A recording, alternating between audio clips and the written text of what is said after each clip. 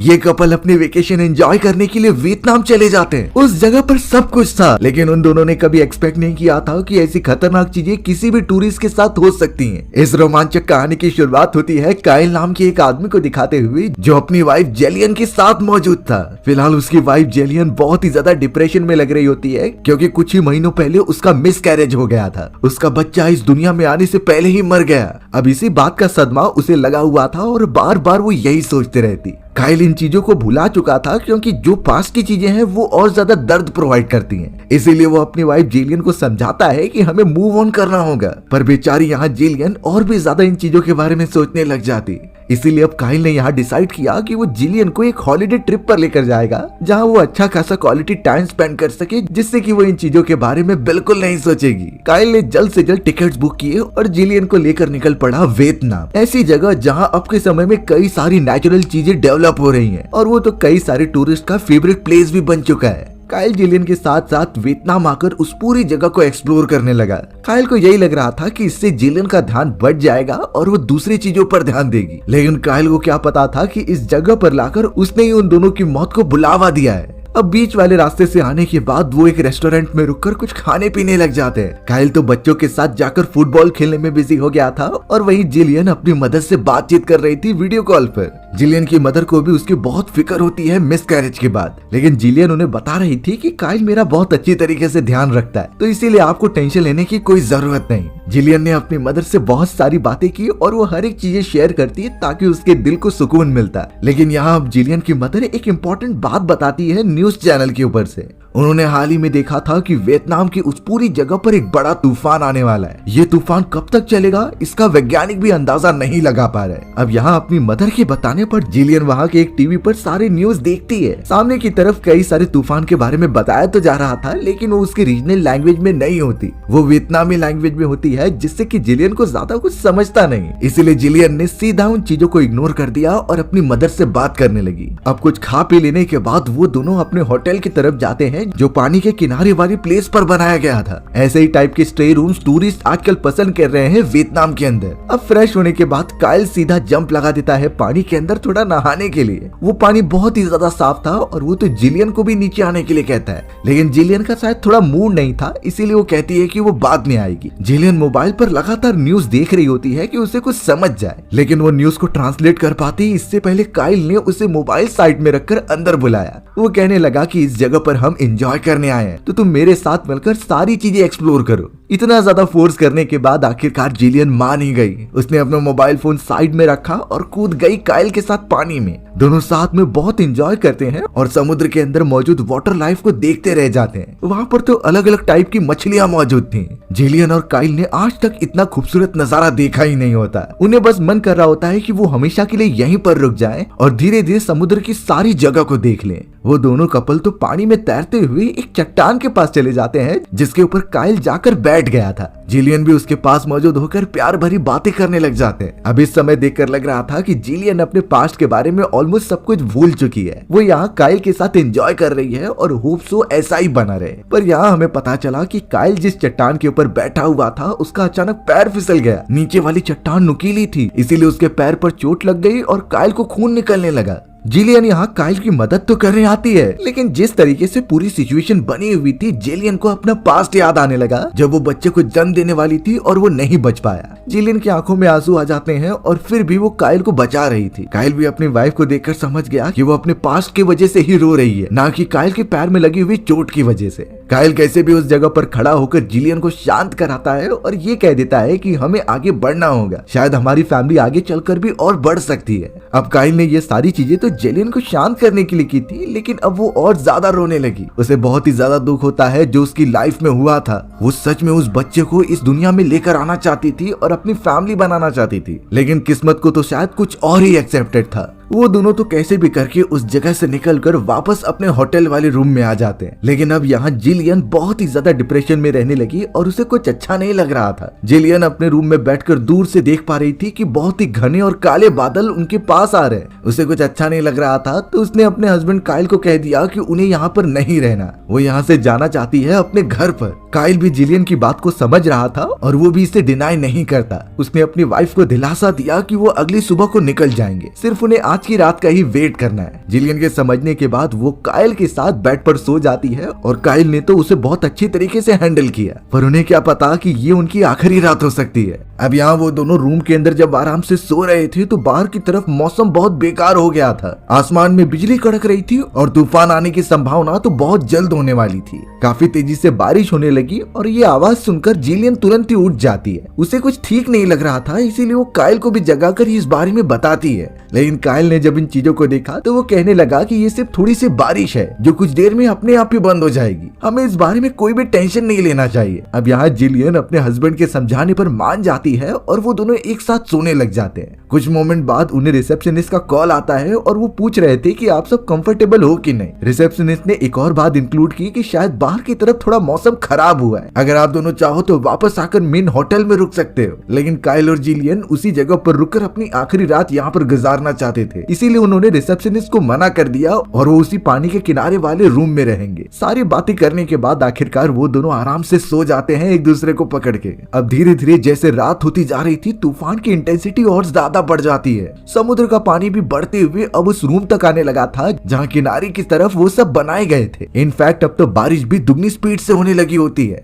Jillian ये सारी भयानक आवाजें सुनकर तुरंत ही उठ गई और उसने जो देखा उससे वो दंग रह जाती है। पानी उनके विंडो को तोड़कर अंदर आ रहा था और धीरे धीरे पूरी जगह हिल भी रही थी। जिलियन तुरंत ही काइल को जगाकर रिसेप्शनिस्ट को कॉल करने के लिए कहती है, लेकिन शायद तब तक काफी देर हो चुकी थी। तूफान के कारण पानी का बहाव इतना ज्यादा तेज हो जाता है कि वो लकड़ियों के उस पूरे रूम को एकदम से उखाड़ देता है। जिलियन और काइल जिस वुडन रूम में मौजूद थे वो पानी पर तैरने लगी होती है। बेचारी जिलियन बहुत ट्राई कर रही थी कि वो कॉल लगाकर सबको बता दे, लेकिन पानी लगने के कारण वो टेलीफोन भी खराब हो चुका होता है। अब उस पूरे रूम के पानी में इस तरीके से तैरने की वजह से काफी झटके लग रहे थे। उन्हीं में से एक झटका काइल को लगता है और वो खुद को बैलेंस नहीं कर पाता, जिससे उसके एक पैर का एंकल ही टूट जाता है। उसे बहुत ज्यादा पेन हो रहा था और वो दर्द के मारे तो चिल्लाने लगता है। जिलियन के चेहरे पर बहुत ही ज्यादा डर दिख रहा था क्योंकि वो इस कंडीशन में बिल्कुल नहीं रही। उसे पानी में तैरना तो आता है लेकिन वो घबराने लग जाती। अब यहाँ काइल जिलियन को समझा रहा था कि हमें यहाँ से निकलना होगा चाहे कुछ भी हो जाए,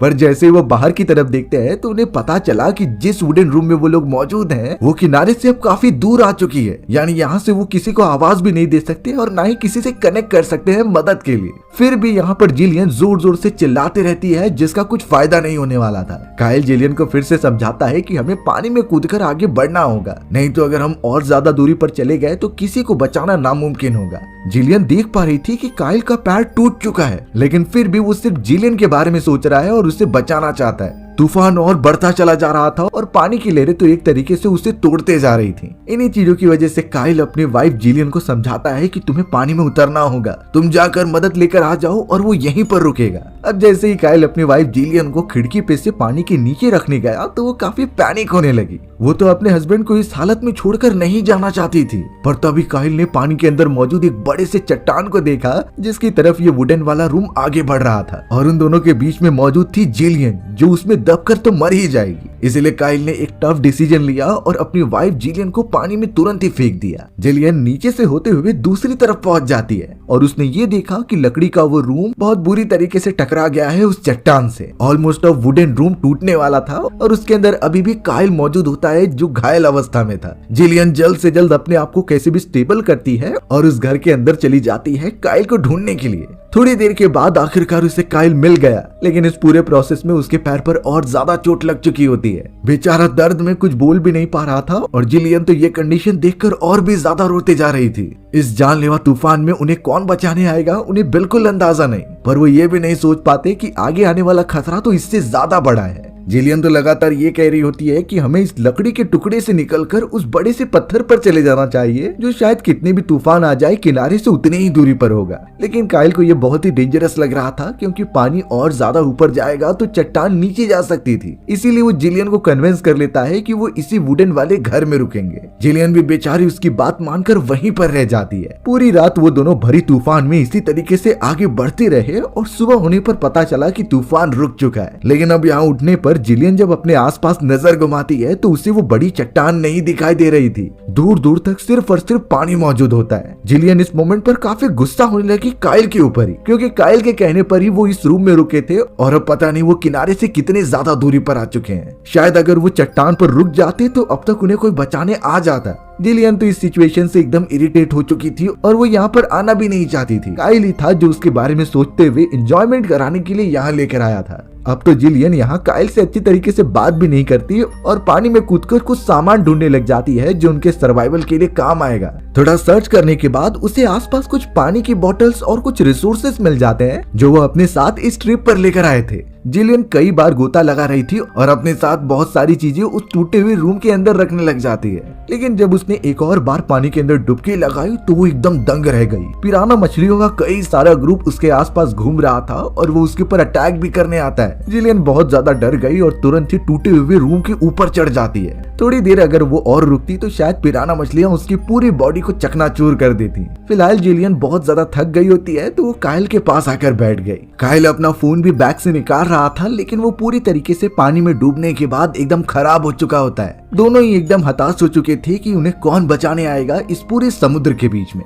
जिलियन और काइल तो कई देर से उस टूटे हुए घर के ऊपर मौजूद थे और वो धीरे धीरे आगे बढ़ता जा रहा था, लेकिन अचानक जिलियन को एक प्लेन दिखाई दिया जो उनके ऊपर से गुजर रहा होता है। वो तुरंत ही आगे बढ़ गई चिल्लाते हुए कि वो एटलीस्ट उन्हें देख ले और वहाँ से रेस्क्यू कर ले। पर ऑब्वियस बात थी कि वो प्लेन उनसे बहुत ज्यादा दूर था, इतनी आसानी से उनकी आवाज वहाँ तक नहीं पहुँचेगी। प्लेन को उन तक देखने के लिए कोई बड़ा सिग्नल देना होगा जो उन्हें आसानी से विजिबल हो, तब जाकर ही वो वहाँ उनकी लोकेशन पता कर पाएंगे। लेकिन यहाँ जिलियन को कुछ आइडिया नहीं था और काइल का पैर तो एकदम घायल पड़ा हुआ होता है, वो इन चीजों में शामिल भी नहीं हो सकता। प्लेन के वहाँ से चले जाने के बाद वो दोनों निराश होकर बैठ जाते हैं और फिर बाद में लकीली उन्हें एक शिप भी दिखाई दी, पर शिप का डिस्टेंस भी उनसे बहुत दूर होता है, यानी उन्हें भी सिग्नल देना होगा। अब अगर ऐसी कंडीशन में कभी हम फंस जाएं जहां ओशियन के बीचों बीच हम मौजूद हों और चारों तरफ सिर्फ पानी ही पानी, लेकिन इन चीजों के बीच हमें कोई शिप या फिर प्लेन दिखाई देती है तो हम उन्हें स्पॉट कैसे कराएं? तो सबसे पहले सिनेरियो पकड़ लेते हैं कि डे टाइम चल रहा है, सन की रोशनी बहुत ज्यादा है और उस मोमेंट पर किसी भी तरीके से शिप या फिर प्लेन को कैसे भी अपने पास बुलाना है। तो डे टाइम में सबसे पहली टेक्निक आती है कि आप पानी में जहां भी मौजूद हो उसके चारों तरफ पूरे मलबे फैला दो। जितनी दूर तक लकड़ी के मलबे दिखाई देंगे उतना ही इजियर होगा ऊपर से आपको स्पॉट करना। भले ही पानी में दूर मौजूद शिप ना देख पाए, लेकिन प्लेन आसानी से ऊपर से देख सकती है। याद रहे जो कॉन्ट्रास्ट कलर हैं और जो बहुत दूर से विजिबल होते हैं जैसे येलो और व्हाइट कलर्स, तो उन्हीं सारी चीजों को पानी में फैला देना है। ये टेक्निक काम नहीं आई तो दूसरी चीज भी है जिसे कि रिफ्लेक्शन कहते हैं, यानी हमें किसी भी कांच वाली चीज को लेना है और सन के रिफ्लेक्शन से एक रोशनी पैदा करनी है। ये चमक दूर दूर तक दिखाई देती है जो कोई शिप भी डिटेक्ट कर सकता था। सिर्फ हमें एंगल फाइनल करके उस शिप की तरफ ये रोशनी करते जानी है। ये सबसे एप्लीकेबल टेक्निक है जिसे कई सारे सर्वाइवर्स यूज भी करते हैं। और एंड में सभी को लास्ट टेक्निक तो पता ही है कि आग जला लेना। दिन के समय अगर आग से जो धुआं निकलेगा उससे वो आसानी से स्पॉट कर सकते हैं। अब इन्हीं चीजों को मद्देनजर रखते हुए हमारे जिलियन और काइल भी ये दोहराने लगे थे। उन्होंने तो रोशनी का यूज करके रिफ्लेक्शन पैदा करने की कोशिश की, पर प्रॉब्लम ये हो गई कि सूर्य की रोशनी अब कम हो चुकी थी, यानी अब सनसेट होने लगा था, तो इस तरीके से वो चमक नहीं पैदा कर सकते।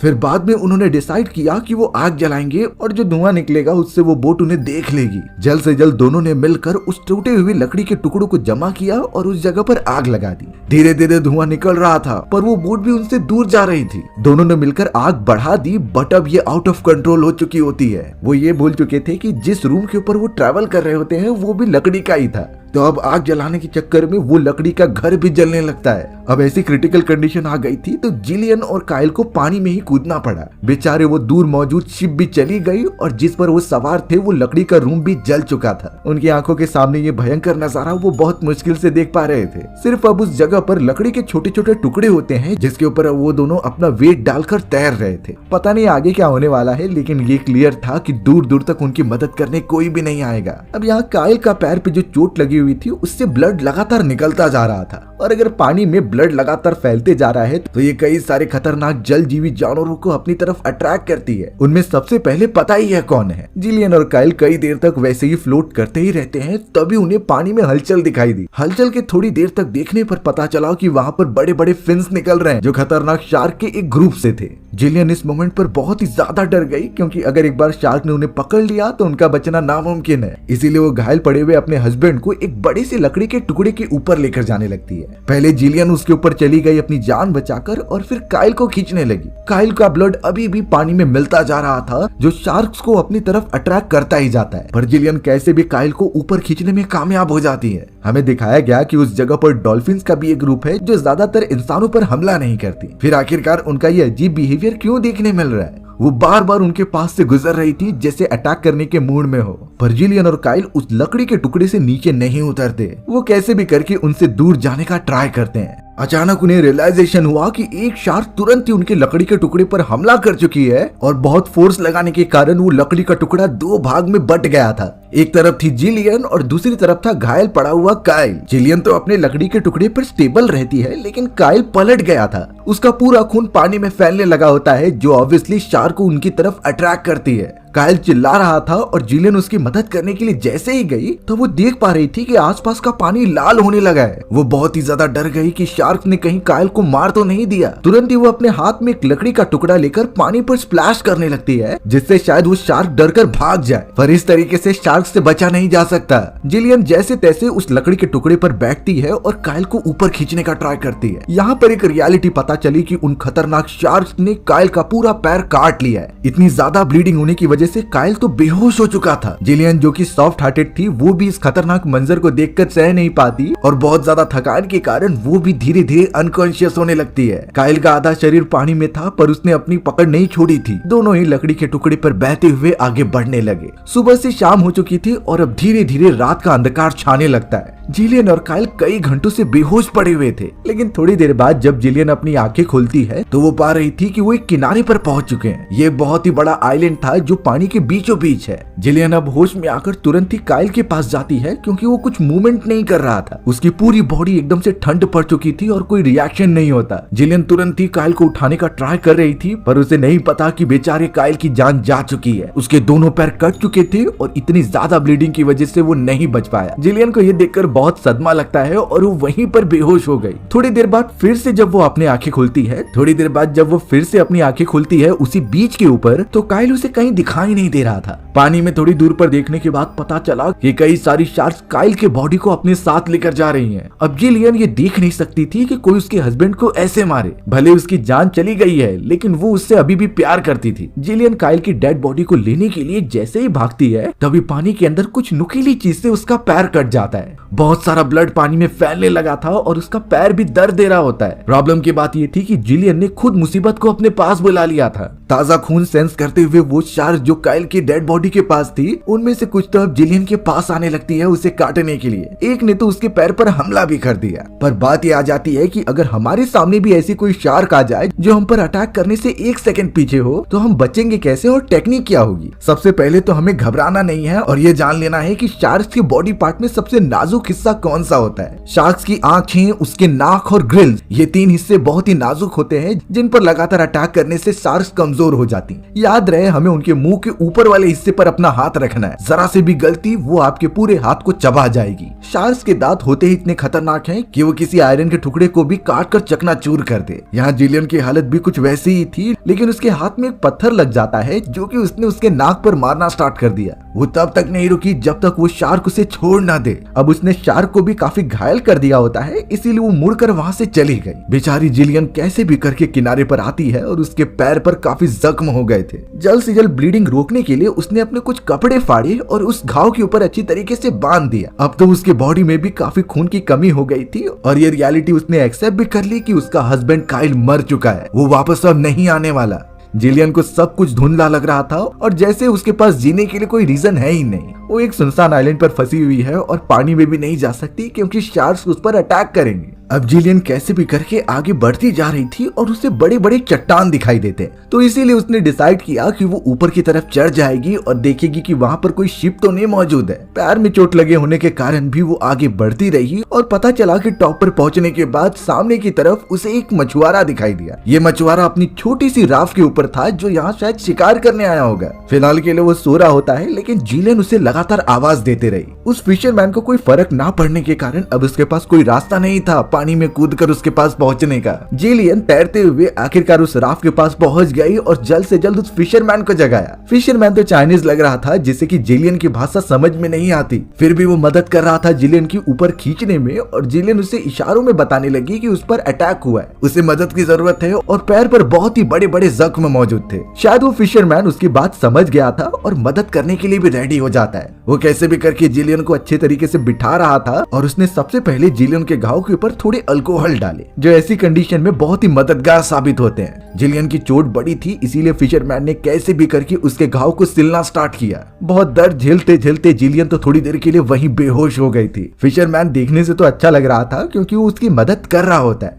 अब वो अपना डेली रूटीन फॉलो करने लगा, यानी पानी के अंदर जाकर मछलियां पकड़ना। उसने कई सारे जाल और उस राफ्ट को कंट्रोल करने वाला एक एंकर नीचे डालकर रखा होता है। फिशरमैन अपने काम में बिजी हो गया और कई सारी मछलियों को पकड़ने लगा जाल की मदद से। पर अचानक जिलियन जिस राफ्ट में मौजूद थी वो हिलने लगी। बहुत ही तेज झटके उसे लगने लगे होते हैं, तो वो तुरंत ही उठकर आसपास देखने लग जाती है कि फिशरमैन कहाँ गया, लेकिन उसे सिर्फ एक एंकर दिखाई देता है जिससे कि राफ्ट बंधी हुई थी। अगर जब तक एंकर नहीं हटेगा तो राफ्ट आगे नहीं बढ़ेगी। चारों तरफ देखने के बाद आखिरकार कोई चीज बाहर आती है, लेकिन ये कटा हुआ हाथ था जो फिशरमैन का होता है। धीरे धीरे आसपास खून फैलने लगा, जिससे ये क्लियर हो गया कि शार्क ने उस फिशरमैन पर भी हमला कर दिया है। ये वही शार्क थी जिस पर जिलियन ने मारकर चोटिल किया था। जिलियन ट्राई कर रही थी कि एटलीस्ट वो एंकर को हिला सके, पर वो बहुत भारी था, इतनी आसानी से नहीं हिलने वाला। बहुत देर तक चिल्लाने के बाद आखिरकार वो फिशरमैन ऊपर की तरफ आता है, यानी वो मरा नहीं था और मदद मांग रहा था जिलियन से। अब यहाँ जिलियन उसे अपना हाथ तो देती है ताकि वो ऊपर आ जाए, बट वो फिशरमैन काफी पैनिक था। उसने तो दम लगाकर जिलियन को ही पानी में गिरा दिया।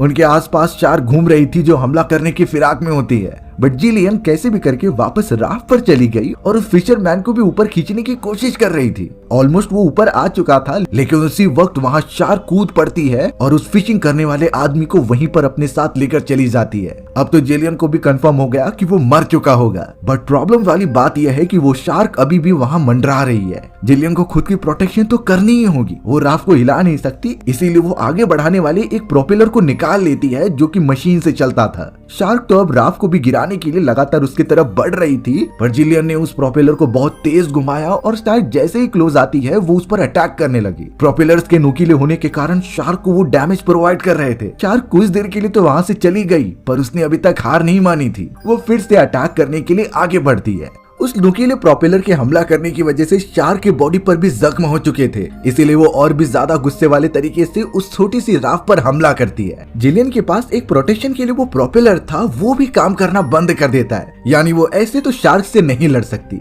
शार्क काफी तेजी से आकर अटैक करती है और वो पूरी राफ्ट एकदम से पलट गई थी, यानी अब जिलियन एकदम से एक्सपोज हो चुकी है और शार्क कभी भी उस पर अटैक कर सकती है। उस राफ्ट का एंकर भी नीचे चला गया था और वो तो उसे उठा भी नहीं पा रही थी। फिर भी जिलियन हार नहीं मानती और अपने पैर से ऊपर खींचते रहती है। एंकर ऊपर आ रहा था, लेकिन उसके साथ साथ शार्क भी काफी क्लोज पहुंच चुकी थी। शार्क तुरंत ही अटैक करने के लिए चली जाती है जिलियन की तरफ, लेकिन जिलियन ने बहुत ज्यादा दम लगाते हुए उसके ऊपर एंकर से ही हमला कर दिया। वो उसके मुंह में घुसा देती है और नुकीला एंकर शार्क के बॉडी के आर पार हो गया। इतना डैमेज प्रोवाइड करने पर वो शार्क कुछ हिल नहीं पाती और वहीं पर गिरकर मर जाती है। जिलियन जैसे तैसे अपने उल्टी हुई राफ्ट के ऊपर चढ़ जाती है और देखने लगती है कि वो खतरे से निकली भी कि नहीं। सबसे अच्छी बात हुई कि उसे किनारा दिख रहा था और किनारे पर कई सारे मछुआरों की फैमिली मौजूद थी, इसीलिए अब वो जोर से चिल्लाने लगी जितना उसमें दम होता है। लकीली उन सारे मछुआरों ने जिलियन को देख लिया था और वो तुरंत ही उसकी मदद करने के लिए पास आने लगे। जिलियन के बॉडी में जान नहीं बची थी और वो लेटी हुई होती है। होपफुली वो बच तो जाएगी, लेकिन उसकी जिंदगी ऑलमोस्ट खत्म हो चुकी है। उसका हस्बैंड काइल बुरी तरीके से मारा गया और वो बचा भी नहीं पाई। इसी तरीके से ये दर्दनाक कहानी यहीं पर खत्म हो जाती है। सो व्यूअर्स, अगर आपको मेरा नरेशन 1% भी अच्छा लगा होगा ना, तो वीडियो को लाइक एंड चैनल को सब्सक्राइब जरूर कर देना।